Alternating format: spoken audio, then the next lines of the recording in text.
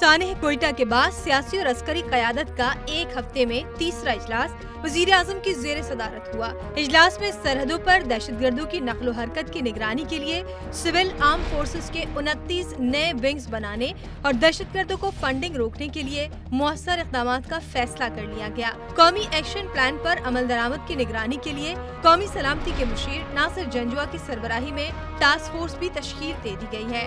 Task force में secretary दाखिला, DG NACTA, चारों सूबाई चीफ सेक्रेटरीज, IGs, दाखिला सेक्रेटरीज और वज़ीर-ए-आज़म ऑफिस के एडिशनल सेक्रेटरी शामिल होंगे। इजलास में दहशतगर्दों की माली मुआवनत रोकने के लिए मुअस्सर इक़दामात करने और नाम बदल कर काम करने वाली कलअदम तंजीमों के खिलाफ भी कार्रवाई का फैसला किया गया। इजलास में आर्मी चीफ जनरल वाहिद शरीफ और DG ISI समेत वफाकी बुज़रा और आला सिविल हुक्काम ने शिरकत की।